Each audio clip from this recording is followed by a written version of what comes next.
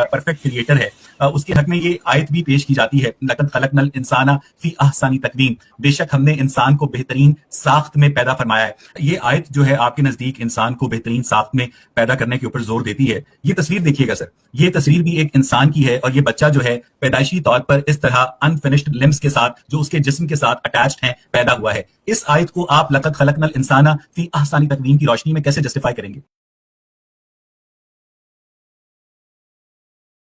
बिस्मिल्लाहिर्रहमानिर्रहीम। ये इंतहाई दर्जे की इल्मी बददियानती, इंटेलेक्चुअल डिसऑनेस्टी और इल्म की कमी है। आपने अहसन तकवीम का नारा तो लगा दिया, लेकिन उसके फ़ौरन बाद आने वाली आयत असफला साफिलीन का जिक्र तक नहीं किया। अफसोस कि आपको तो बशर और इंसान का बुनियादी फ़र्क ही नहीं मालूम।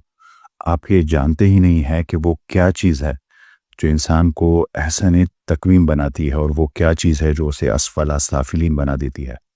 वैसे इकबाल साहब, एक मासूर बच्चे की तस्वीर दिखाकर जज्बात को मजरू करना और इंसान और इसकी बुनियाद पर खालिक की हिकमत पर सवाल उठाना एक पुराना एथियस्टिक हथकंडा है, लेकिन इल्मी और मंतकी एतबार से ये एतराज़ अपनी मौत आप मर जाता है। आपने सूरह 3 के आयत नंबर 4 लक़द खलक़नल इंसान फ़ी अहसनी तक़वीम तो पेश कर दी, लेकिन इल्मी दियानत का तकाजा ये था कि आप इससे अगली आयत यानी आयत नंबर 5 भी पढ़ते, जिसमें लिखा है सुम्मा रददनाहु अस्फला साफिलीन। आपने लक़द खलक़नल इंसान फ़ी अहसनी तक़वीम का तर्जुमा सिर्फ बेहतरीन जिस्मानी साख्त समझ लिया, जबकि इस आयत से फ़ौरन पहले अल्लाह ताला ने 4 चीज़ों की कसम खाई है जो दरअसल अजीम अंबिया और इनकी जद्दोजहद की तरफ इशारा करती है। पहली आयत है वो तीन व ज़ैतून, इंजीर और जैतून, ये सरजमीन शाम और बैतुल मुक़द्दिस की तरफ इशारा है। और फिर है वो तूर सीना, ये वो पहाड़ है जहाँ हज़रत मूसा अलैहिस्सलाम को नबूवत मिली, वो हाज़ल बलदिल अमीन, और ये वो अमन वाला शहर, ये वो मक्का मुकर्रमा है जो हज़रत मोहम्मद सल्लल्लाहु अलैहि वसल्लम का मस्कन है। सवाल ये है कि इन अंबिया को अहसन तकवीम बेहतरीन साख्त इसलिए कहा गया कि वो दुनिया के बेहतरीन जिस्मानी साख्त थे? क्या उनके जिस्म कभी बीमार नहीं होते थे? हरगिज़ नहीं। हज़रत ईसा अलैहिस्सलाम बेघर हुए और शदीद मुखालफत की तकालीफ बर्दाश्त की। हज़रत मूसा अलैहिस्सलाम ने फ़िरौन के जबर और सहरा की सऊबतें बर्दाश्त की। हमारे नबी करीम सल्लल्लाहु अलैहि वसल्लम ताइफ में लहू लुहान हुए, ग़ज़वा अहद में दंदान मुबारक शहीद हुआ और भूख की वजह से पेट पर पत्थर बांधे। अगर अहसन तकवीम का मतलब परफेक्ट और तकलीफ से पाक जिस्म होता तो अल्लाह ताला के ये महबूब तरीन बंदे कभी तकलीफ ना उठाते। साबित हुआ कि अहसन तकवीम से मुराद वो इखलाकी बुलंदी और जादोजहद मोरल स्ट्रगल है जिसमें इंसान बुराई के बदले अच्छाई का इंतखाब करता है और नफसानी ख्वाहिशात पर अल्लाह के हुक्म को तरजीह देता है।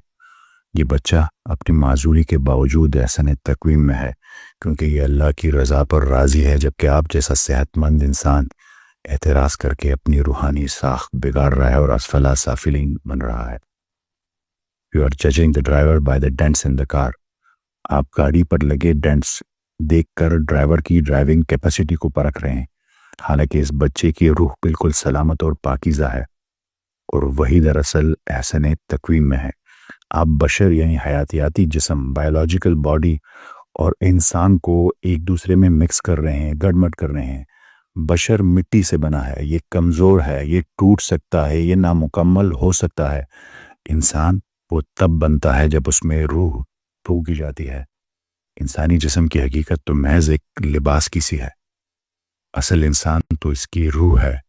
ये वो इख्तियार फ्री विल की मालिक है जिससे हम खैर और शर का फैसला करते हैं। यही चीज़ हमें अहसन तकवीम बनाती है या असफला साफिलीन में गिराती है, ना कि हमारी जिस्मानी साख्त।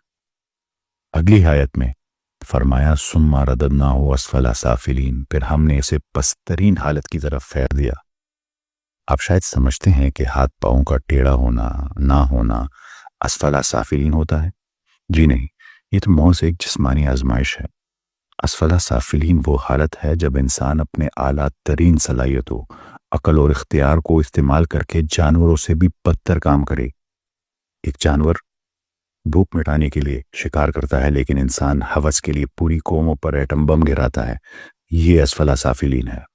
وہ لوگ جو جسمانی طور پر پرفیکٹ تھے، سوٹ بوٹ پہنتے تھے، لیکن جنہوں نے بچوں کے ساتھ جنسی زیادتی کی، کمزوریوں کا استحصال کیا اور ظلم کے بازار گرم کیے۔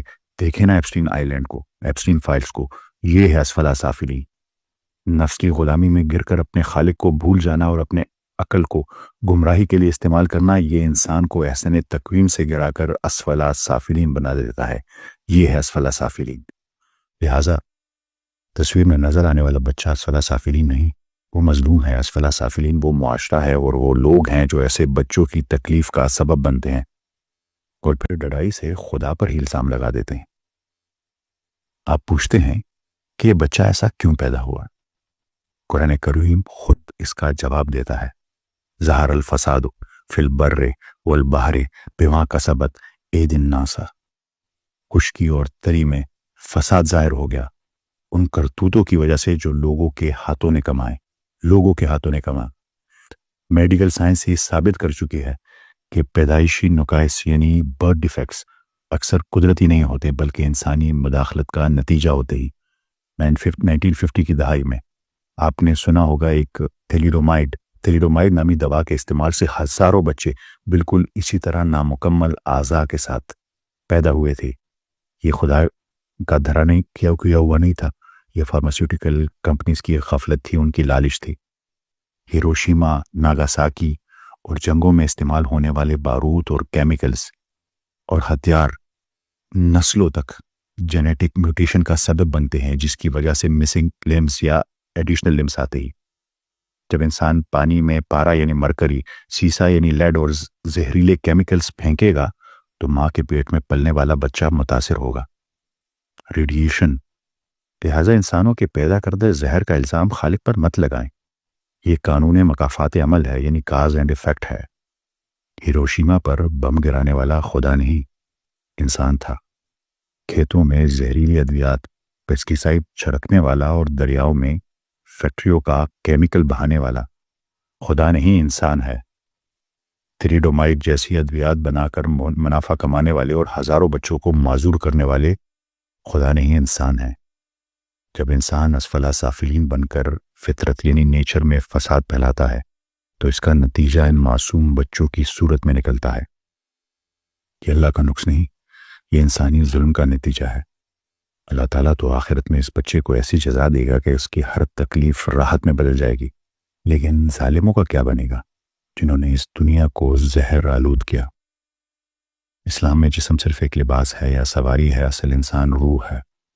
اگر گاڑی جسم ٹوٹی ہوئی ہو لیکن ڈرائیور یعنی روح اللہ کا ولی ہو تو وہ کامیاب ہے، اور اگر گاڑی چمچماتی ہوئی لیکن ڈرائیور یعنی روح اندھا اور باغی ہو تو وہ اسفل سافلین ہے۔ آپ سب کا بہت شکریہ۔ اس ویڈیو کو اتنا شیئر کریں کہ ویسے والد صاحب کو ان کے سوال کا جواب مل سکے۔ اللہ حافظ۔